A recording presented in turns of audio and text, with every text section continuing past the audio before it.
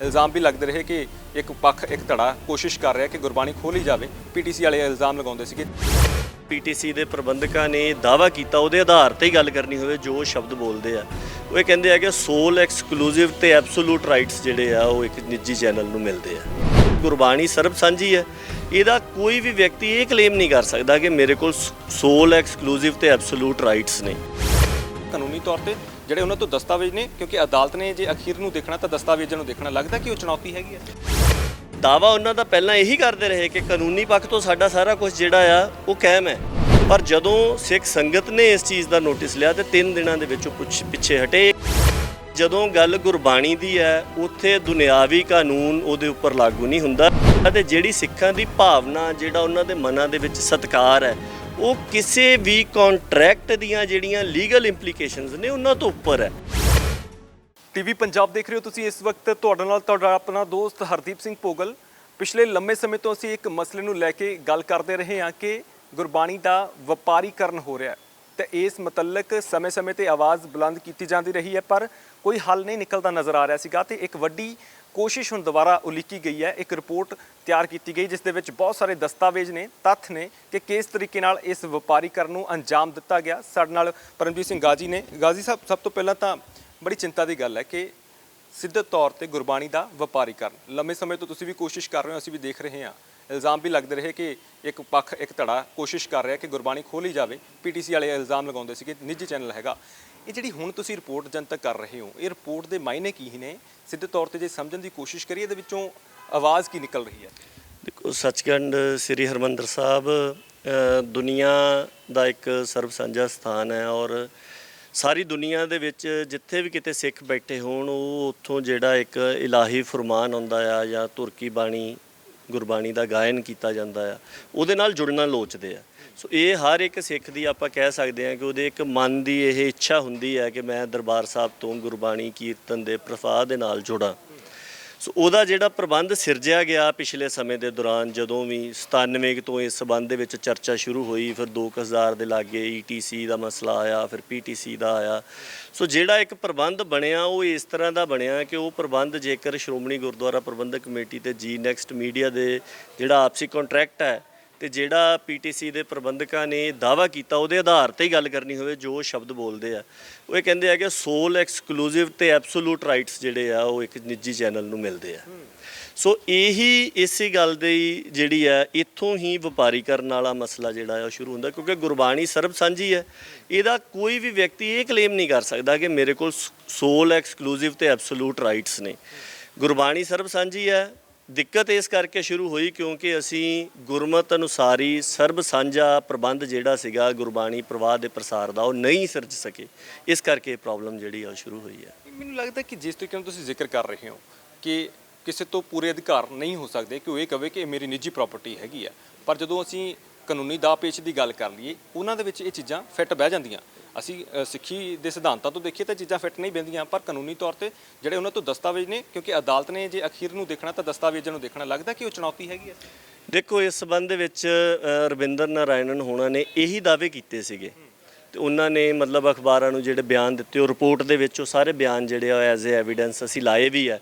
ਤੇ ਉਹਨਾਂ ਨੇ ਕਿਹਾ ਸੀਗਾ ਕਿ have paid SGPC I have exclusive rights, ਪਰ ਉਹਦਾ ਨਤੀਜਾ ਇਹ ਹੈ ਕਿ 10 ਤਰੀਕ ਨੂੰ ਇੰਟੈਲੈਕਚੁਅਲ ਪ੍ਰਾਪਰਟੀ ਦੀ ਉਹ ਸਟ੍ਰਾਈਕ ਭੇਜਦੇ ਨੇ।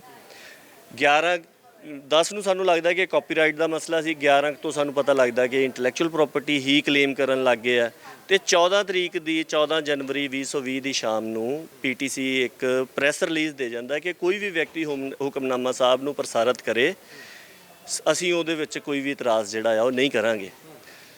ਜਿੱਦਾਂ ਤੁਸੀਂ ਕਹਿ ਰਹੇ ਆ, ਦਾਵਾ ਉਹਨਾਂ ਦਾ ਪਹਿਲਾਂ ਇਹੀ ਕਰਦੇ ਰਹੇ ਕਿ ਕਾਨੂੰਨੀ ਪੱਖ ਤੋਂ ਸਾਡਾ ਸਾਰਾ ਕੁਝ ਜਿਹੜਾ ਆ ਉਹ ਕਾਇਮ ਹੈ, ਪਰ ਸੰਗਤ ਦੇ ਰੋਹ ਦੇ ਅੱਗੇ 3 ਦਿਨਾਂ ਦੇ ਅੰਦਰ ਉਹ ਅਦਾਰਾ ਜਦੋਂ ਕਾਪੀਰਾਈਟ ਦੀ ਸਟ੍ਰਾਈਕ ਆਈ ਸੀਗੀ ਉਸ ਸਮੇਂ ਬਹੁਤ ਸਾਰੇ ਚੈਨਲਾਂ ਵਾਲਿਆਂ ਨੇ ਸੰਪਰਕ ਕਰਕੇ ਦੱਸਿਆ ਤੇ ਵੱਡੇ ਚੈਨਲਾਂ ਨੂੰ ਉਹਨਾਂ ਨੇ ਠਿੱਠ ਕੀਤਾ ਹੋਇਆ ਸੀਗਾ ਕਿਉਂਕਿ ਉਹ ਸਟ੍ਰਾਈਕ ਭੇਜ ਦਿੰਦੇ ਸੀ, ਉਹਨਾਂ ਦਾ ਸੋਸ਼ਲ ਮੀਡੀਆ ਸਾਰਾ ਕੁਝ ਬੰਦ ਹੋ ਜਾਂਦਾ ਸੀਗਾ। ਫਿਰ ਉਹਨਾਂ ਨੂੰ ਕਹਿੰਦੇ ਸੀ, ਫਿਰ ਉਹ ਇਹ ਕਹਿੰਦੇ ਸੀਗੇ ਕਿ ਅਸੀਂ ਹਟਾ ਦਿੰਨੇ ਆ ਪਰ ਤੁਸੀਂ ਹੁਕਮਨਾਮਾ ਸਾਹਿਬ ਨਹੀਂ ਪਾਓਗੇ। ਇਸ ਸ਼ਰਤ ਦੇ ਉੱਪਰ ਵੱਡੇ ਜਿਹੜੇ ਵੱਡੇ ਨਾਂ ਵਾਲੇ ਚੈਨਲ ਆ ਉਹਨਾਂ ਸਾਰਿਆਂ ਦੇ ਨਾਲ ਇਹ ਗੱਲ ਵਾਪਰੀ ਸੀਗੀ।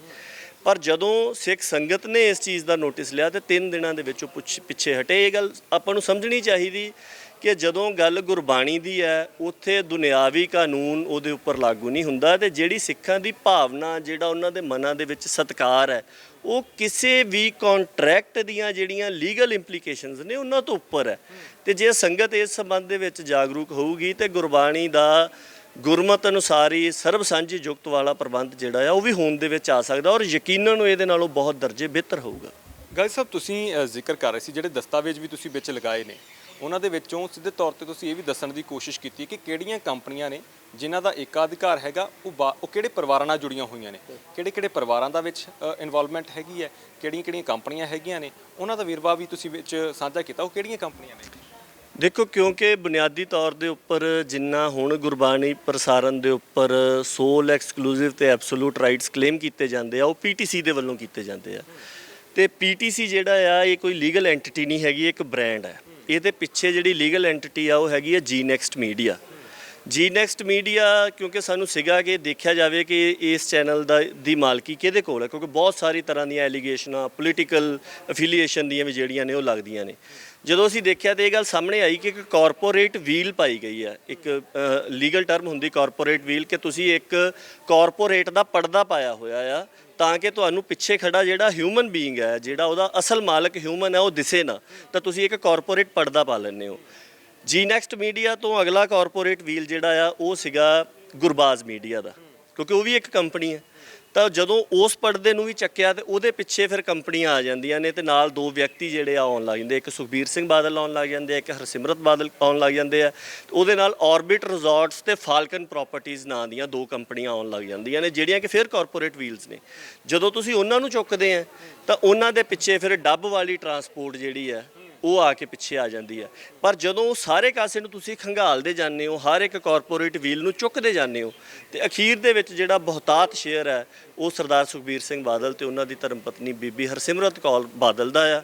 ਇਹ ਹੁਣ ਉਹ ਦੱਸ ਸਕਦੇ ਵੀ ਉਹਨਾਂ ਨੇ ਇੰਨੇ ਜ਼ਿਆਦਾ ਪਰਦੇ ਇਸ ਸੰਬੰਧ ਦੇ ਵਿੱਚ ਜਿਹੜੇ ਆ ਉਹ ਕਾਰਪੋਰੇਟ ਵੀਲਸ ਵਿੱਚ ਕਿਉਂ ਪਾਈਆਂ ਹੋਈਆਂ ਨੇ। ਖੈਰ, ਉਹ ਉਹਨਾਂ ਦਾ ਆਪਣਾ ਮਸਲਾ ਆ, ਕਿਉਂਕਿ ਇੱਕ ਸਵਾਲ ਸੀਗਾ ਜਦੋਂ ਅਸੀਂ ਜਾਂਚ ਕਰ ਰਹੇ ਸੀਗੇ ਕਿ ਗੁਰਬਾਣੀ ਪ੍ਰਸਾਰਣ ਦੇ ਸੰਬੰਧ ਦੇ ਵਿੱਚ ਵੀ ਆਫਟਰ ਆਲ ਇਹ ਜਿਹੜੀ ਅਦਾਰਾ ਹੈਗਾ ਆ, ਇਹਦੇ ਪਿੱਛੇ ਕੌਣ ਹੈ, ਤੇ ਉਹਨੂੰ ਦੇਖਣ ਦੇ ਵਾਸਤੇ ਉਹ ਪੂਰਾ ਚਾਰਟ ਜਿਹੜਾ ਆ ਉਹ ਇਸ ਰਿਪੋਰਟ ਦੇ ਵਿੱਚ ਲਗਾਇਆ ਹੋਇਆ। ਕਿ ਕੁੱਲ ਮਿਲਾ ਕੇ ਇਹ ਗੱਲ ਸਾਹਮਣੇ ਆਈ ਕਿ ਬਾਦਲ ਪਰਿਵਾਰ ਹੀ ਹੈਗਾ ਇਹਦੇ ਪਿੱਛੇ, ਜਿਹੜਾ ਗੁਰਬਾਣੀ ਦੇ ਉੱਪਰ ਏਕਾਧਿਕਾਰ ਦਿਖਾ ਰਿਹਾ ਤੁਹਾਡੇ ਹਿਸਾਬ ਨਾਲ, ਜਾਂ ਇਹ ਜਿਹੜੇ ਦਸਤਾਵੇਜ਼ ਆ ਇਹਨਾਂ ਤੇ ਯਕੀਨ ਅਸੀਂ ਕਿਵੇਂ ਕਰੀਏ, ਕਿਉਂਕਿ ਦਸਤਾਵੇਜ਼ਾਂ ਨੂੰ ਲੈ ਕੇ ਵੀ ਲੋਕਾਂ ਦੇ ਮਨਾਂ 'ਚ ਸਵਾਲ ਆ ਜਾਣੇ ਨੇ। ਦੋ ਚੀਜ਼ਾਂ ਨੇ, ਬੜੀਆਂ ਅਹਿਮ ਚੀਜ਼ਾਂ ਰਹਿਣ ਵਾਲੀਆਂ। ਦੇਖੋ, ਜਿੰਨੇ ਵੀ ਡਾਕੂਮੈਂਟਸ ਨੇ ਇਹ ਸਾਰੇ ਗਵਰਨਮੈਂਟ ਆਫ ਇੰਡੀਆ ਦੇ ਤੇ ਜਿਹੜੀਆਂ ਇੱਥੋਂ ਦੀਆਂ ਸਰਕਾਰਾਂ ਨੇ ਉਹਨਾਂ ਦੇ ਹੈਗੇ ਆ। ਰੈਵਨਿਊ ਰਿਕਾਰਡਸ ਦੇ ਵਿੱਚ ਥੀਸ ਆਰ ਈਜ਼ੀਲੀ ਅਵੇਲੇਬਲ, ਇਹ ਪਬਲਿਕ ਡੋਮੇਨ ਦੇ ਵਿੱਚ ਪਏ ਹੋਏ ਡਾਕੂਮੈਂਟਸ ਨੇ। ਜਦੋਂ ਤੁਸੀਂ ਉਹਨਾਂ ਨੂੰ ਦੇਖੋਗੇ ਉਹ ਪਤਾ ਲੱਗੂਗਾ ਕਿ ਆਹ ਗੁਰਬਾਜ਼ ਮੀਡੀਆ ਦੇ ਵੱਲੋਂ ਆਹ ਜੀ ਨੈਕਸਟ ਮੀਡੀਆ ਨੇ ਆਪਣੀ ਰਿਟਰਨ ਫਾਈਲ ਕੀਤੀ ਹੈ, ਆਹ ਜਿਹੜੀ ਆ ਉਹ ਗੁਰਬਾਜ਼ ਮੀਡੀਆ ਨੇ ਫਾਈਲ ਕੀਤੀ ਹੈ। ਉਸ ਤੋਂ ਅੱਗੇ ਜਿਨ੍ਹਾਂ ਦੇ ਨਾਂ ਆਉਂਦੇ ਆਰਬਿਟ ਰਿਜ਼ੋਰਟਸ ਦਾ ਆਉਂਦਾ ਆ, ਡੱਬ ਵਾਲੀ ਟਰਾਂਸਪੋਰਟ ਦਾ ਆਉਂਦਾ ਆ, ਫਾਲਕਨ ਪ੍ਰਾਪਰਟੀਜ਼ ਦਾ ਆਉਂਦਾ ਆ, ਵੀ ਉਹਨਾਂ ਸਾਰਿਆਂ ਨੇ ਕੀਤੇ ਹੋਏ ਔਰ ਉਹਨਾਂ ਦੇ ਵਿੱਚ ਬਕਾਇਦਾ ਸ਼ੇਅਰ ਮੈਂਸ਼ਨ ਕੀਤਾ ਹੋਇਆ। ਜੇਕਰ ਤੁਸੀਂ ਅੱਜ ਵੀ ਮਤਲਬ ਜਿਹੜਾ ਰੈਵਨਿਊ ਸਿਸਟਮ ਹੈਗਾ ਆ ਉਹਦੇ ਤੇ ਸਰਚ ਮਾਰ ਕੇ ਲੱਭੋਗੇ ਗੁਰਬਾਜ਼ ਮੀਡੀਆ ਦੀ ਬੈਲੈਂਸ ਸ਼ੀਟ ਲੱਭੋਗੇ, ਉਹ ਪਬਲਿਕਲੀ ਅਵੇਲੇਬਲ ਡਾਕੂਮੈਂਟ ਹੈ। ਜਦੋਂ ਤੁਸੀਂ ਉਹਨੂੰ ਦੇਖਦੇ ਹੋ ਤਾਂ ਉਹਦੇ ਵਿੱਚ ਆਊਗਾ ਕਿ ਇਹਦੇ ਪਿੱਛੇ ਆਹ ਜਿਹੜੇ ਵਿਅਕਤੀ ਨੇ ਉਹ ਖੜੇ ਨੇ। ਸੋ ਮੇਰੇ ਖਿਆਲ ਦੇ ਵਿੱਚ ਜੇ ਕਿਸੇ ਨੂੰ ਲੱਗਦਾ ਹੈ ਕਿ ਡਾਕੂਮੈਂਟਸ ਫੇਕ ਨੇ, ਹੀ can try his luck, check ਕਰ ਸਕਦੇ ਨੇ, ਕਿਉਂਕਿ ਪਬਲਿਕ ਡੋਮੇਨ ਦੇ ਵਿੱਚ ਚੀਜ਼ਾਂ ਹੈਗੀਆਂ। ਆਖਿਰਕਾਰ ਲੜਾਈ ਜਿਹੜੀ ਹੈ ਉਹ ਕਾਨੂੰਨੀ ਤੌਰ ਤੇ ਲੜਨੀ ਵੀ ਪੈਂਦੀ ਹੁੰਦੀ ਹੈ। ਇੱਧਰ ਨੂੰ ਵੀ ਕੋਈ ਰੁਖ ਕਰ ਰਹੇ ਹੋ ਕਿ ਕਾਨੂੰਨੀ ਤੌਰ ਤੇ ਵੀ ਲੜਾਈ ਲੜੀ ਜਾਵੇ, ਜਾਂ ਫਿਰ ਇਹ ਕਰ ਰਹੇ ਹੋ ਕਿ ਸੰਗਤ ਨੂੰ ਇੱਕ ਮੰਚ ਤੇ ਲਿਆ ਕੇ ਇੱਕ ਲੋਕ ਲਹਿਰ ਬਣਾ ਕੇ ਫਿਰ ਉਸ ਦਾ ਹੱਲ ਕਰਾਇਆ ਜਾਵੇ? ਜਿਵੇਂ ਤੁਸੀਂ ਪਹਿਲਾਂ ਵੀ ਜ਼ਿਕਰ ਕਰ ਰਹੇ ਸੀ ਕਿ ਲੋਕ ਲਹਿਰ ਪਹਿਲਾਂ ਵੀ ਬਣੀ ਸੀ ਤੇ 4 ਦਿਨਾਂ ਦੇ ਵਿੱਚ ਉਹਨਾਂ ਨੂੰ ਉਹ ਚੀਜ਼ ਵਾਪਸ ਲੈਣੀ ਪਈ ਸੀ, ਵੀ ਜਿਹੜਾ ਏਕਾਧਿਕਾਰ ਹੁਕਮਨਾਮਾ ਤੇ ਉਹਨਾਂ ਨੇ ਕਰਨ ਦੀ ਕੋਸ਼ਿਸ਼ ਕੀਤੀ ਸੀ। ਇਹ ਲੋਕ ਲਹਿਰ ਬਣਾਉਣ ਦੀ ਕੋਸ਼ਿਸ਼ ਕਰ ਰਹੇ ਹੋ ਜਾਂ ਅਦਾਲਤੀ ਰੁਖ ਵੀ ਅਪਣਾਉਣਾ? ਦੇਖੋ ਜੀ, ਨਿੱਜੀ ਤੌਰ ਦੇ ਉੱਪਰ ਵੀ ਤੇ ਜਥੇ ਦੀ ਇੱਕ ਸਾਂਝੀ ਟੀਮ ਦੇ ਤੌਰ ਦੇ ਉੱਪਰ ਵੀ ਮੈਂ ਸਮਝਦਾ ਕਿ ਜਿਹੜੀ ਜ਼ਿੰਮੇਵਾਰੀ 17 ਜਨਵਰੀ 2020 ਨੂੰ ਸਾਨੂੰ ਮਿਲੀ ਸੀਗੀ ਉਹ ਅੱਜ ਇਸ ਰਿਪੋਰਟ ਨੂੰ ਪੇਸ਼ ਕਰਨ ਦੇ ਨਾਲ ਮੁਕੰਮਲ ਹੋ ਗਈ ਹੈ। ਹੁਣ ਇਹ ਗੱਲ ਸੰਗਤ ਦੇ ਉੱਪਰ ਹੈ, ਜੇਕਰ ਉਹ ਅੱਗੇ ਇਸ ਸੰਬੰਧ ਦੇ ਵਿੱਚ ਕੋਈ ਵੀ ਇਨੀਸ਼ੀਏਟਿਵ ਲੈਣਾ ਚਾਹੁੰਦੇ ਆ, ਉਹਦੇ ਵਿੱਚ ਜੇਕਰ ਕੋਈ ਸੇਵਾ ਲੱਗੂਗੀ ਜਾਂ ਸਾਨੂੰ ਲੱਗੂਗਾ ਕਿ ਜਿੰਨੀ ਕੁ ਮਹਾਰਾਜ ਨੇ ਮਤਬੋਧ ਦਿੱਤੀ ਆ ਉਹਦੇ ਮੁਤਾਬਕ ਅਸੀਂ ਕੋਈ ਯੋਗਦਾਨ ਪਾ ਸਕਦੇ ਹਾਂ, ਉਹ ਪਾਉਣ ਦੇ ਲਈ ਸਦਾ ਤਤਪਰ ਰਹਾਂਗੇ। ਬਾਕੀ ਇਹ ਹੈ ਕਿ ਜਿਹੜੀ ਸਾਡੀ ਅੱਜ ਤੱਕ ਦੀ ਜ਼ਿੰਮੇਵਾਰੀ ਸੀਗੀ ਉਹ ਮਹਾਰਾਜ ਦਾ ਅਸੀਂ ਸ਼ੁਕਰ ਵੀ ਕਰਦੇ ਹਾਂ, ਕਿਉਂਕਿ ਵੱਖ-ਵੱਖ ਕਾਰਨਾਂ ਕਰਕੇ ਉਹਦੇ 'ਚ ਦੇਰੀ ਵੀ ਹੋਈ, ਪਰ ਚਲੋ ਉਹ ਅੱਜ ਅਸੀਂ ਆਪਣੀ ਜ਼ਿੰਮੇਵਾਰੀ ਜਿਹੜੀ ਆ ਉਹ ਰਿਪੋਰਟ ਇੱਕ ਪੁਖਤਾ ਡਾਕੂਮੈਂਟ ਜਿਹੜਾ ਆ ਉਹ ਮੈਂ ਕਹਿ ਸਕਦਾ ਆ ਇਹਨੂੰ ਸਾਰੇ ਨੂੰ ਵਾਚ ਕੇ ਜਾਂ ਇਹਨੂੰ ਬਣਾਇਆ ਹੋਣ ਕਰਕੇ ਇਹਦੇ 'ਚ ਇੱਕ ਸਾਂਝੇ ਉਦਮ ਦਾ ਹਿੱਸਾ ਰਹੇ ਹੋਣ ਕਰਕੇ ਕਿ ਉਹ ਅਸੀਂ ਸੰਗਤ ਦੇ ਸਨਮੁਖ ਜਿਹੜਾ ਆ ਉਹ ਪੇਸ਼ ਕਰ ਦਿੱਤਾ ਹੈ। ਤੇ ਬਾਕੀ ਜੋ ਮੇਰੀ ਪਰਸਨਲ ਭਾਵਨਾ ਆ ਉਹ ਮੈਂ ਜ਼ਰੂਰ ਸਾਂਝੀ ਕਰਨੀ ਚਾਹੁੰਦਾ ਕਿ ਮੈਨੂੰ ਲੱਗਦਾ ਕਿ ਇਹ ਮਸਲਾ ਇਸ ਤਰ੍ਹਾਂ ਦਾ ਹੈਗਾ ਆ ਕਿ ਜਿਹਨੂੰ ਸੰਗਤ ਇਹਦਾ ਨੋਟਿਸ ਜਿਹੜਾ ਆ ਉਹ ਜ਼ਰੂਰ ਲਊਗੀ। ਬੜੀ ਅਹਿਮ ਚੀਜ਼ ਹੈ ਕਿ ਸੰਗਤ ਨੋਟਿਸ ਲਵੇ ਤੇ ਸੰਗਤ ਨੇ ਆਪਣੀ ਟੇਕ ਕਿਤੇ ਨਾ ਕਿਤੇ ਜਿਹੜੀਆਂ ਸਾਡੀਆਂ ਸਿਰਮੌਰ ਸੰਸਥਾਵਾਂ ਨੇ ਉਹਨਾਂ ਦੇ ਉੱਪਰ ਸਿੱਟੀ ਹੁੰਦੀ ਹੈ, ਉਹਨਾਂ ਤੇ ਟੇਕ ਰੱਖਦੀਆਂ ਨੇ। ਐਸਜੀਪੀਸੀ ਦੀ ਅਸੀਂ ਗੱਲ ਕਰ ਲਈ, ਸ੍ਰੀ ਅਕਾਲ ਤਖਤ ਸਾਹਿਬ ਦੀ ਗੱਲ ਕਰ ਲਈ, ਜਾਂ ਵੱਖ-ਵੱਖ ਥਾਵਾਂ ਤੇ ਜਾਂ ਵੱਖ-ਵੱਖ ਖਿੱਤਿਆਂ ਦੇ ਵਿੱਚ ਜਿਹੜੀਆਂ ਧਾਰਮਿਕ ਸੰਸਥਾਵਾਂ ਸਾਡੀਆਂ ਇਸ ਨਾਮ ਨਾਲ ਚੱਲ ਰਹੀਆਂ ਨੇ ਉਹਨਾਂ ਦੇ ਉੱਪਰ ਜ਼ਿੰਮੇਵਾਰੀ ਪਾਈ ਹੁੰਦੀ ਆ। ਲੱਗਦਾ ਕਿ ਉਹਨਾਂ ਦੇ ਵੱਲੋਂ ਕੋਈ ਇਦਾਂ ਦਾ ਕਦਮ ਨਹੀਂ ਚੁੱਕਿਆ ਗਿਆ ਹਾਲੇ ਤੱਕ ਜਿਸ ਦੀ ਅਸੀਂ ਉਡੀਕ ਕਰ ਰਹੇ ਸੀ, ਜਾਂ ਤੁਸੀਂ ਵੀ ਉਡੀਕ ਕਰ ਰਹੇ? ਨਹੀਂ, ਠੀਕ ਗੱਲ ਹੈ ਇਹ ਤੁਹਾਡੀ, ਕਿਉਂਕਿ ਅਸੀਂ ਜਦੋਂ ਕਾਪੀਰਾਈਟ ਦੀ ਸਟ੍ਰਾਈਕ ਆਈ ਵੀ ਸੀਗੀ, ਇੰਟੈਲੈਕਚੁਅਲ ਪ੍ਰਾਪਰਟੀ ਕਲੇਮ ਪੀਟੀਸੀ ਨੇ ਪਾਇਆ ਸੀ, ਉਦੋਂ ਵੀ ਅਸੀਂ ਸ਼੍ਰੋਮਣੀ ਗੁਰਦੁਆਰਾ ਪ੍ਰਬੰਧਕ ਕਮੇਟੀ ਨਾਲ ਸੰਪਰਕ ਕੀਤਾ। ਉਦੋਂ ਤਤਕਾਲੀ ਮੁੱਖ ਸਕੱਤਰ ਸਰਦਾਰ ਰੂਪ ਸਿੰਘ ਸੀਗੇ ਜਿਨ੍ਹਾਂ ਨਾਲ ਮੇਰੀ ਗੱਲ ਹੋਈ ਸੀ, ਤੇ ਉਹਨਾਂ ਨੇ ਕਿਹਾ ਵੀ ਜ਼ੁਬਾਨੀ ਕਲਾਮੀ ਕੁਝ ਨਹੀਂ ਹੋ ਸਕਦਾ, ਤੁਸੀਂ ਸਾਨੂੰ ਲਿਖਤੀ ਭੇਜੋ ਤੇ ਅਸੀਂ ਇਹਦੇ ਉੱਪਰ ਕਾਰਵਾਈ ਕਰਾਂਗੇ। ਮੈਂ ਵਿਦ ਐਵੀਡੈਂਸ 10 ਜਨਵਰੀ ਰਾਤ ਨੂੰ ਹੀ ਉਹਨਾਂ ਨੂੰ ਸਾਰਾ ਡਾਕੂਮੈਂਟ ਜਿਹੜਾ ਸੀਗਾ ਉਹ ਭੇਜਿਆ। ਉਹ ਅਸੀਂ ਇਸ ਰਿਪੋਰਟ ਦੇ ਵਿੱਚ ਵੀ ਲਾਇਆ। ਉਹਨਾਂ ਨੇ ਸ਼੍ਰੋਮਣੀ ਗੁਰਦੁਆਰਾ ਪ੍ਰਬੰਧਕ ਕਮੇਟੀ ਦੇ ਉਹ ਜ਼ਿੰਮੇਵਾਰ ਅਹੁਦੇ ਦੇ ਉੱਪਰ ਸੀਗੇ, ਪਰ ਉਹਨਾਂ ਨੇ ਉਸ ਸੰਬੰਧ ਦੇ ਵਿੱਚ ਨਾ ਕੋਈ ਕਾਰਵਾਈ ਕੀਤੀ, ਨਾ ਸਾਨੂੰ ਜਵਾਬ ਦਿੱਤਾ। ਜਦੋਂ ਅਸੀਂ ਜਾਂਚ ਵੀ ਸ਼ੁਰੂ ਕੀਤੀ ਉਸ ਸਮੇਂ ਵੀ ਅਸੀਂ ਜਥੇ ਦੇ ਵੱਲੋਂ ਸ਼੍ਰੋਮਣੀ ਗੁਰਦੁਆਰਾ ਪ੍ਰਬੰਧਕ ਕਮੇਟੀ ਨੂੰ ਬਕਾਇਦਾ ਚਿੱਠੀ ਲਿਖੀ ਔਰ ਉਹਨਾਂ ਨੂੰ ਕਿਹਾ ਕਿ ਆਹ ਮਨੋਰਥ ਹੈ, ਇਹਦੇ ਵਾਸਤੇ ਇਸ ਪਰਪਸ ਦੇ ਲਈ ਜਾਂਚ ਜਿਹੜੀ ਆ ਉਹ ਕਰ ਰਹੇ ਹਾਂ ਔਰ ਤੁਸੀਂ ਜਿਹੜੇ ਡਾਕੂਮੈਂਟ ਨੇ ਉਹ ਸਾਨੂੰ ਮੁਹੱਈਆ ਕਰਵਾਓ। ਉਹਦੇ ਵਿੱਚੋਂ ਸ਼੍ਰੋਮਣੀ ਗੁਰਦੁਆਰਾ ਪ੍ਰਬੰਧਕ ਕਮੇਟੀ ਨੇ ਸਾਨੂੰ ਕੋਈ ਦਸਤਾਵੇਜ਼ ਜਿਹੜਾ ਉਹ ਮੁਹੱਈਆ ਨਹੀਂ ਕਰਵਾਇਆ।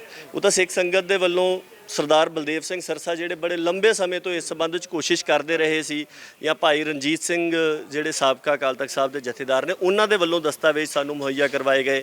ਫਿਰ ਦੁਨੀਆ ਦੇ ਵਿੱਚ ਜਿੱਥੇ ਜਿੱਥੇ ਵੀ ਬੈਠੇ ਸੀਗੇ ਜਿਹੜੇ ਪਹਿਲਾਂ ਇਸ ਤਰ੍ਹਾਂ ਦੇ ਉਦਮ ਕਰਦੇ ਰਹੇ ਸੀਗੇ, ਉਹਨਾਂ ਨੇ ਆਪ ਪਹੁੰਚ ਕਰਕੇ ਸਾਨੂੰ ਜਿਹੜੇ ਦਸਤਾਵੇਜ਼ ਆ ਦਿੱਤੇ ਔਰ ਉਹਨਾਂ ਨੇ ਬਕਾਇਦਾ ਨਾਲ ਸਬੂਤ ਦਿੱਤੇ ਕਿ ਆਹ ਸਾਡੀ ਆਰਟੀਆਈ ਐਪਲੀਕੇਸ਼ਨ ਸੀਗੀ, ਇਹਦੇ ਜਵਾਬ ਦੇ ਵਿੱਚ ਆਹ ਜਿਹੜੇ ਡਾਕੂਮੈਂਟ ਆਏ, ਜਿੱਥੋਂ ਕਿ ਉਹਨਾਂ ਦੀ ਆਥੈਂਟਿਸਿਟੀ ਜਿਹੜੀ ਆ ਉਹ ਵੀ ਕਾਇਮ ਜਿਹੜੀ ਆ ਉਹ ਹੁੰਦੀ ਸੀ। ਬਾਕੀ ਇਹ ਹੈ ਕਿ ਸੰਸਥਾਵਾਂ, ਬੇਸ਼ੱਕ ਤੁਹਾਡੀ ਗੱਲ ਠੀਕ ਹੈ ਕਿ ਸੰਗਤ ਦੀ ਭਾਵਨਾ ਦਾ ਪ੍ਰਗਟਾਵਾ ਜਿਹੜਾ ਆ ਉਹ ਸੰਸਥਾਵਾਂ ਦੇ ਰਾਹੀਂ ਹੀ ਹੋਣਾ ਹੁੰਦਾ ਆ, ਪਰ ਅੱਜ ਦੇ ਸਮੇਂ ਸਿੱਖ ਜਗਤ ਦੀ ਜਿਹੜੀ ਹਾਲਤ ਹੈ ਉਹਦੇ ਵਿੱਚ ਇਹ ਹੈ ਕਿ ਕੋਈ ਵੀ ਸੰਸਥਾ ਦੀ ਵਿਸ਼ਵਾਸਯੋਗਤਾ ਜਿਹੜੀ ਆ ਉਹ ਬੜੇ ਵੱਡੇ ਪੱਧਰ ਦੇ ਉੱਪਰ ਖੋਰਾ ਉਹਨੂੰ ਲੱਗਿਆ ਹੋਇਆ। ਬੜੇ ਸਵਾਲ ਹੈਗੇ ਨੇ। ਜਦੋਂ ਇਸ ਤਰ੍ਹਾਂ ਦੀ ਸਥਿਤੀ ਆ ਜਾਂਦੀ ਹੈ ਤਾਂ ਸਿੱਖਾਂ ਦੇ ਵਿੱਚ ਇਹ ਗੱਲ ਹੈਗੀ ਆ ਕਿ ਉਹ ਸੰਗਤ ਫਿਰ ਆਪਣੀ ਜ਼ਿੰਮੇਵਾਰੀ ਓਟਦੀ ਆ। ਆਪਾਂ ਕਿਸਾਨੀ ਸੰਘਰਸ਼ ਦੇ ਵਿੱਚ ਵੀ ਦੇਖਿਆ ਕਿ ਲੋਕਾਂ ਨੇ ਫੇਸਲੈਸ ਲੀਡਰਸ਼ਿਪ ਦੇ ਰਾਹੀਂ ਜਿਹੜਾ ਆ ਉਹ ਕੀਤਾ, ਔਰ ਜਿਸ ਤਰ੍ਹਾਂ ਦਾ ਇੱਕ ਮਸਲਾ ਹੈਗਾ, ਜਿਸ ਤਰ੍ਹਾਂ ਅਸੀਂ ਦੇਖਿਆ ਕਿ ਉਦੋਂ 4 ਦਿਨਾਂ ਦੇ ਵਿੱਚ ਇੱਕ ਰੌਂ ਬਣਿਆ ਸੀਗਾ, ਮੈਨੂੰ ਲੱਗਦਾ ਹੈ ਕਿ ਸੰਗਤ ਇਸ ਸਬੰਧ ਦੇ ਵਿੱਚ ਨੋਟਿਸ ਲਊਗੀ। ਬਾਕੀ ਬਤੌਰ ਸਿੱਖ ਆਪਾਂ ਤੇ ਮੰਨ ਕੇ ਚੱਲਦੇ ਹਾਂ ਕਿ ਮਹਾਰਾਜ ਦੀ ਰਜ਼ਾ ਦੇ ਵਿੱਚ ਹੈ, ਜਿਸ ਤਰ੍ਹਾਂ ਉਹਦੀ ਰਜ਼ਾ ਹੋਈ ਹੋਣਾ ਤਾਂ ਉਸੇ ਤਰ੍ਹਾਂ ਹੀ। ਅਖੀਰ ਤੇ ਕਿਉਂਕਿ ਪੈਸੇ ਨੂੰ ਲੈ ਕੇ ਵੀ ਬੜੀਆਂ ਚਰਚਾਵਾਂ ਨੇ ਕਿ ਕਿੰਨਾ ਪੈਸਾ, ਕਰੋੜਾਂ ਦੇ ਬਿੱਲ ਨੇ, ਕੋਈ ਮਾੜੀ ਮੋਟੀ ਅਮਾਉਂਟ ਨਹੀਂ ਹੈਗੀ, ਤਾਂ ਉਹ ਵੀ ਇੱਕ ਵੱਡੀ ਚੀਜ਼ ਹੈਗੀ ਕਿਉਂਕਿ ਵੱਡੇ ਸਵਾਲ ਉਧਰਲੇ ਪਾਸੇ ਨੂੰ ਵੀ ਉੱਠਦੇ ਨੇ। ਕਿੰਨੇ ਕੁ ਪੈਸੇ ਤੁਹਾਨੂੰ ਲੱਗਦਾ ਕਿ ਇੱਧਰ ਉੱਧਰ ਹੁੰਦੇ ਰਹੇ ਨੇ? ਤੇ ਨਾਲ ਦੀ ਨਾਲ ਜਦੋਂ ਅਸੀਂ ਇਹ ਪੈਸਿਆਂ ਦੀ ਗੱਲ ਕਰਦੇ ਹਾਂ ਤਾਂ ਮੈਨੂੰ ਲੱਗਦਾ ਕਿ ਬਹੁਤ ਸਾਰੀ ਸਿੱਖ ਸੰਗਤ ਜਾਂ ਬਹੁਤ ਸਾਰੇ ਸਿੱਖ ਇਸ ਵੇਲੇ ਇੰਨੀ ਕੁ ਹੈਸੀਅਤ ਰੱਖਦੇ ਨੇ ਕਿ ਉਹ ਇਹ ਚੀਜ਼ਾਂ ਆਪਣੇ ਤੌਰ ਤੇ ਕਰਵਾ ਸਕਦੇ ਨੇ, ਜ਼ਿੰਮਾ ਚੁੱਕ ਸਕਦੇ ਨੇ, ਕਿਉਂਕਿ ਬਹੁਤ ਸਾਰੀਆਂ ਸੰਸਥਾਵਾਂ ਅਸੀਂ ਦੇਖ ਰਹੇ ਹਾਂ ਸ੍ਰੀ ਦਰਬਾਰ ਸਾਹਿਬ ਦੇ ਵਿੱਚ ਹੁਣ ਜੇ ਸੋਲਰ ਪੈਨਲ ਲੱਗ ਰਹੇ ਤਾਂ ਬਹੁਤ ਸਾਰੀਆਂ ਸੰਸਥਾਵਾਂ ਕੰਮ ਕਰ ਰਹੀਆਂ ਨੇ, ਤਾਂ ਬਹੁਤ ਸਾਰੇ ਕੰਮ ਲਗਾਤਾਰਤਾ ਦੇ ਵਿੱਚ ਉੱਤੇ ਹੋ ਰਹੇ ਨੇ। ਤਾਂ ਜਿਹੜਾ ਪੈਸੇ ਦਾ ਲੈਣ ਦੇਣ ਹੈਗਾ, ਕਰੋੜਾਂ ਦੀ ਅਮਾਉਂਟ ਹੈਗੀ ਆ, ਲੱਗਦਾ ਕਿ ਇਹ ਵੀ ਬੜੀ ਚਿੰਤਾ ਦੀ ਗੱਲ ਹੈ। ਦੇਖੋ, ਇਸ ਸੰਬੰਧ ਦੇ ਵਿੱਚ ਅਸੀਂ ਇਹ ਮੰਨਦੇ ਕਿ ਮੁੱਢਲੇ ਤੌਰ ਦੇ ਉੱਪਰ ਗੁਰਬਾਣੀ ਦਾ ਇੱਕ ਨਿਸ਼ਕਾਮ ਤੌਰ ਦੇ ਉੱਪਰ ਸਰਬ ਸਾਂਝਾ ਪ੍ਰਬੰਧ ਦੇ ਰਾਹੀਂ ਪ੍ਰਵਾਹ ਹੋਣਾ ਤੇ ਉਹਦੇ ਵਪਾਰੀਕਰਨ ਦੇ ਉੱਪਰ ਰੋਕ ਹੋਣੀ, ਇਹ ਮੁੱਢਲਾ ਸਰੋਕਾਰ ਹੈ।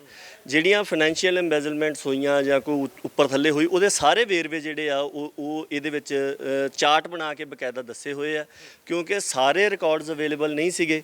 ਇਸ ਕਰਕੇ ਜਿੱਥੋਂ ਤੱਕ ਦੇ ਅਵੇਲੇਬਲ ਸੀਗੇ ਉਹ ਬਕਾਇਦਾ ਨਾਲ ਸਪੋਰਟਿਵ ਡਾਕੂਮੈਂਟ ਲਾ ਕੇ ਬਣਾਏ, ਫਿਰ ਉਹਦੇ ਆਧਾਰ ਦੇ ਉੱਪਰ ਕੈਲਕੂਲੇਸ਼ਨਸ ਕੀਤੀਆਂ ਨੇ। ਹਾਂ, ਉਹੀ ਪੁੱਛਣ ਲੱਗਾ ਸੀ ਕਿੰਨੀ ਕੁ ਅਮਾਉਂਟ ਜਿਹੜੀ ਤੁਹਾਡੀ ਰਿਪੋਰਟ ਕਹਿੰਦੀ ਹੈ, ਕਿੰਨੇ ਕੁ ਪੈਸੇ ਨੇ? ਦੇਖੋ, ਕਰੋੜਾਂ ਦੇ ਵਿੱਚ ਹੀ ਬਣਦੇ ਆ, ਔਰ ਉਹ ਦੱਸਿਆ ਆ ਕਿ ਕਿਸ ਤਰੀਕੇ ਦੇ ਨਾਲ ਬਣਦੇ ਆ, ਕਿਹੜੇ ਸਮੇਂ ਜਿਹੜੀ ਆ ਉਹ ਉਲੰਘਣਾ ਹੋਈ, ਕਿਸ ਤਰੀਕੇ ਦੇ ਨਾਲ ਹੋਈ, ਕਿਵੇਂ 1 ਸਾਲ 2 ਚੈਨਲ ਚਲਾਈ ਗਏ, ਫਿਰ ਉਹਨਾਂ ਦੋਵਾਂ ਦੇ ਵਿੱਚ ਝਗੜਾ ਚੱਲਦਾ ਰਿਹਾ। ਉਹਨਾਂ ਦੋਵਾਂ ਚੋਂ ਕਿਸੇ ਨੇ ਵੀ ਜੋ ਸ਼੍ਰੋਮਣੀ ਗੁਰਦੁਆਰਾ ਪ੍ਰਬੰਧਕ ਕਮੇਟੀ ਨੂੰ ਇੱਕ ਵਜ਼ਾਨਾ ਦੇਣਾ ਸੀਗਾ ਉਹ ਨਹੀਂ ਦਿੱਤਾ। ਸੋ ਇਸ ਤਰ੍ਹਾਂ ਦੀਆਂ ਸਾਰੀ ਡਿਟੇਲ ਜਿਹੜੀ ਆ ਉਹਦੇ ਵਿੱਚ ਹੈਗੀ। ਐਗਜ਼ੈਕਟ ਫਿਗਰ ਜਿੱਦਾਂ ਤੁਸੀਂ ਪੁੱਛ ਰਹੇ ਹੋ, ਮੈਂ ਕਹਾਂ ਵੀ ਹੁਣ ਮੈਨੂੰ ਯਾਦ ਨਹੀਂ ਹੈ, ਤੇ ਮੈਂ ਨਹੀਂ ਚਾਹੁੰਦਾ ਕਿਉਂਕਿ ਇੱਕ ਬੜੀ ਇੱਕ ਸਟਰਾਈਕਿੰਗ ਚੀਜ਼ ਹੁੰਦੀ ਹੈ ਵੀ ਉਹਦੇ ਬਾਰੇ ਦੇ ਵਿੱਚ ਕੋਈ ਵੀ ਗਲਤ ਕੀਤਾ ਜਾਵੇ, ਪਰ ਉਹ ਸਾਰੀ ਡਿਟੇਲ ਜਿਹੜੀ ਆ ਉਹ ਚਾਰਟ ਦੇ ਵਿੱਚ ਹੈ। ਅੱਜ ਅਸੀਂ ਇਹ ਜਿਹੜੀ ਰਿਪੋਰਟ ਹੈ ਵੀ ਪਬਲਿਕ ਡੋਮੇਨ ਦੇ ਵਿੱਚ ਸਾਰੇ ਪੱਤਰਕਾਰ ਵੀਰਾਂ ਨੂੰ ਤਾਂ ਦਿੱਤੀ ਹੈ, ਤੇ ਜਿਹੜੀ ਇਹ ਰਿਪੋਰਟ ਹੈ ਇਹ ਇੰਟਰਨੈਟ ਦੇ ਉੱਪਰ ਵੀ ਪਬਲਿਕਲੀ ਅਵੇਲੇਬਲ ਕਰਾਂਗੇ। ਆਖਰੀ ਸਵਾਲ ਕਿ ਅਗਲਾ ਕਦਮ ਕੀ ਹੈਗਾ, ਕਿਉਂਕਿ ਸੰਗਤ ਤੁਸੀਂ ਵੀ ਆਪਣੀ ਰਿਪੋਰਟ ਦੇ ਵਿੱਚ ਦੱਸਿਆ ਕਿ ਇਹ ਮੁਕੰਮਲ ਰਿਪੋਰਟ ਨਹੀਂ, ਇਸ ਤੋਂ ਅੱਗੇ ਵੀ ਬਹੁਤ ਚੀਜ਼ਾਂ ਹੈਗੀਆਂ ਜਿਹੜੀਆਂ ਆਉਣ ਵਾਲੇ ਦਿਨ ਦੇ ਵਿੱਚ ਜਾਂ ਭਵਿੱਖ ਦੇ ਗਰਭ ਦੇ ਵਿੱਚ ਹੈਗੀਆਂ ਖੁੱਲਣਗੀਆਂ, ਤਾਂ ਅਗਲਾ ਕਦਮ ਕੀ ਹੈਗਾ ਤੁਹਾਡਾ? ਕਿਉਂਕਿ ਤੁਸੀਂ ਰਿਪੋਰਟ ਉਚੇਚੇ ਤੌਰ ਤੇ ਮੈਨੂੰ ਪਤਾ ਕਿ ਜਿਹੜੀ ਤੁਸੀਂ ਡਿਟੇਲ ਵੀ ਦਿੱਤੀ ਹੈ 2020 ਤੋਂ ਸ਼ੁਰੂ ਕੀਤੀ ਸੀ ਰਿਪੋਰਟ ਤੇ ਅੱਜ 22 ਦੇ ਵਿੱਚ ਅਸੀਂ ਖੜੇ ਹਾਂ, ਸਮਾਂ ਲੱਗ ਗਿਆ ਕਾਫੀ, ਪਿੱਛੇ ਕਰੋਨਾ ਦਾ ਸਮਾਂ ਵੀ ਆ ਗਿਆ। ਅਗਲਾ ਕਦਮ ਕੀ? ਅਗਲਾ ਕਦਮ ਦੇਖੋ ਅਸੀਂ ਜੋ ਸੁਝਾਇਆ ਆ ਉਹ ਇਹੀ ਹੈ ਕਿ ਸਾਨੂੰ ਗੁਰਬਾਣੀ ਪ੍ਰਸਾਰਨ ਦਾ ਇੱਕ ਸਰਬ ਸਾਂਝਾ ਗੁਰਮਤਿ ਅਨੁਸਾਰੀ ਤੇ ਨਿਸ਼ਕਾਮ ਪ੍ਰਬੰਧ ਜਿਹੜਾ ਆ ਉਹ ਸਿਰਜਣਾ ਚਾਹੀਦਾ ਆ। ਉਹਦੇ ਵਾਸਤੇ ਜਿਹੜੇ ਮੁੱਢਲੇ ਸੁਝਾਅ ਨੇ ਇੱਕ ਗੈਰ ਮੁਕੰਮਲ ਸੂਚੀ ਸੁਝਾਵਾਂ ਦੀ ਦਿੱਤੀ ਹੋਈ ਹੈ। ਉਹਦੇ ਤਹਿਤ ਅਗਲਾ ਕਦਮ ਜੋ ਮੈਂ ਸਮਝਦਾ ਉਹ ਇਹੀ ਹੈ ਕਿ ਹੁਣ ਸਿੱਖ ਸੰਸਥਾਵਾਂ ਜਿਹੜੀਆਂ ਜ਼ਿੰਮੇਵਾਰ, ਇਕੱਲੀ ਸ਼੍ਰੋਮਣੀ ਗੁਰਦੁਆਰਾ ਪ੍ਰਬੰਧਕ ਕਮੇਟੀ ਦੀ ਗੱਲ ਨਹੀਂ, ਉਸ ਤੋਂ ਇਲਾਵਾ ਜਿਸ ਤਰ੍ਹਾਂ ਜਦੋਂ ਇਹ ਮਸਲਾ ਹੋਇਆ ਉਦੋਂ ਸਾਨੂੰ ਵਿਦੇਸ਼ਾਂ ਦੇ ਵਿੱਚੋਂ ਵੀ ਬਹੁਤ ਸਾਰੇ ਗੁਰਦੁਆਰਾ ਸਾਹਿਬਾਨ ਦੇ ਵੱਲੋਂ ਤੇ ਸੰਸਥਾਵਾਂ ਦੇ ਵੱਲੋਂ ਬਕਾਇਦਾ ਮਤੇ ਪਾਸ ਕਰਕੇ ਜਿਹੜੇ ਆ ਉਹ ਸ਼੍ਰੋਮਣੀ ਗੁਰਦੁਆਰਾ ਪ੍ਰਬੰਧਕ ਕਮੇਟੀ ਅਕਾਲ ਤਖਤ ਸਾਹਿਬ ਨੂੰ ਵੀ ਭੇਜੇ ਗਏ, ਔਰ ਉਹ ਮਤੇ ਜਿਹੜੇ ਆ ਉਹ ਸਾਨੂੰ ਵੀ ਕਮੇਟੀ ਨੂੰ ਭੇਜੇ ਗਏ ਸੀਗੇ। ਸੋ ਅਸੀਂ ਇਹ ਕੋਸ਼ਿਸ਼ ਕਰਾਂਗੇ ਕਿ ਜਿਹੜਾ ਪੰਥ ਸਾਰੀ ਦੁਨੀਆ ਦੇ ਵਿੱਚ ਵਸਦਾ ਆ ਉਹਦੇ ਵੱਲੋਂ ਇਹਦੇ ਉੱਪਰ ਨੋਟਿਸ ਲੈ ਕੇ ਚਰਚਾ ਸ਼ੁਰੂ ਕੀਤੀ ਜਾਊਗੀ ਤੇ ਕਿਸੇ ਚਰਚਾ ਦੇ ਵਿੱਚੋਂ ਹੀ ਕੋਈ ਅਗਲਾ ਕਦਮ ਜਿਹੜਾ ਆ ਉਹ ਨਿਕਲ ਕੇ ਸਾਹਮਣੇ ਆਊਗਾ। ਮਿਹਰਬਾਨੀ ਜੀ। ਸੋ ਪਰਮਜੀਤ ਗਾਜ਼ੀ ਹੋਰਾਂ ਨਾਲ ਗੱਲਬਾਤ ਕਰਕੇ ਸਮਝਣ ਦੀ ਕੋਸ਼ਿਸ਼ ਕੀਤੀ ਹੈ ਕਿ ਪੂਰਾ ਮਸਲਾ ਕੀ ਸੀਗਾ। ਬੜੇ ਬਰੀਕ ਢੰਗ ਦੇ ਨਾਲ ਉਹਨਾਂ ਨੇ ਤੁਹਾਨੂੰ ਸਮਝਾਇਆ ਕਿ ਕਿਸ ਤਰੀਕੇ ਨਾਲ ਇੱਕ ਨਿੱਜੀ ਚੈਨਲ, ਕਿਉਂਕਿ ਨਿੱਜੀ ਚੈਨਲ ਦੇ ਉੱਪਰ ਸਵਾਲ ਉੱਠ ਰਹੇ ਨੇ, ਨਾਮ ਵੀ ਉਹਨਾਂ ਨੇ ਵਾਰ-ਵਾਰ ਲਿਆ, ਉਹਨਾਂ ਦੇ ਮਾਲਕਾਂ ਦਾ ਨਾਮ ਵੀ ਲਿਆ।